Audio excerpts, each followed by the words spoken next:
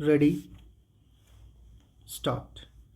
सभापति महोदय, मैं रक्षा मंत्रालय की मांगों का समर्थन करने के लिए खड़ा हुआ हूं। वर्तमान घटनाओं से पता चलता है कि संसार का हर देश अपनी सुरक्षा के बारे में चिंतित है और उसके लिए हर प्रयत्न कर रहा है। इस दृष्टि से अन्य देशों की तरह हमारे देश में भी रक्षा मंत्रालय का महत्व है।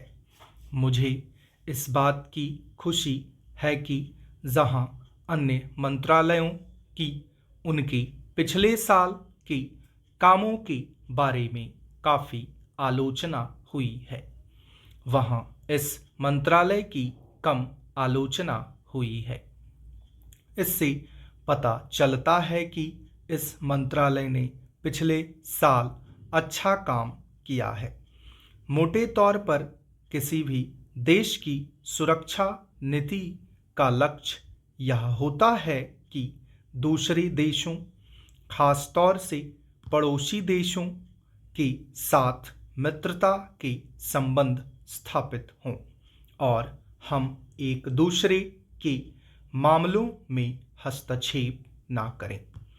लेकिन उसके साथ यह भी ज़रूरी होता है कि हम अपने देश की सीमाओं और अखंडता की रक्षा करें। इसलिए हमारे देश का यह कर्तव्य हो जाता है कि हम अपने पड़ोसियों के कार्यों पर पूरी नज़र रखें, क्योंकि आज तक हमारे देश पर जो संकट आए वे हमारे पड़ोसियों से आए हैं। 1965 में पाकिस्तान के साथ जो लड़ाई हुई और उसके बाद ताशकंद में जो समझौता हुआ वह सिर्फ कागज पर ही रहा। पाकिस्तान ने उस पर कोई अमल नहीं किया। इस दृष्टि से बहुत ज़रूरी है कि हम अपने देश की सुरक्षा की हर तरह से व्यवस्था करें। हमारा उद्देश्य दूसरों पर आक्रमण करना नहीं है, लेकिन यदि हम पर कोई आक्रमण करे तो हम में इतनी शक्ति अवश्य होनी चाहिए कि हम उसका डटकर सामना कर सकें। आप जानते हैं कि पिछले दिनों पाकिस्तान को अमेरिका और चीन से काफ़ी मदद मिली है।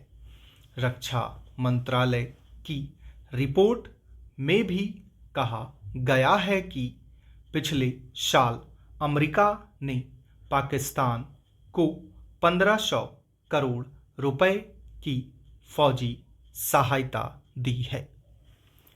आज जहां हम फौजी सामान के लिए अपने कारखानों की मदद से अपनी शक्ति बढ़ाने का प्रयत्न कर रहे हैं, वहां पाकिस्तान संसार के देशों से फौजी सामान खरीद रहा है।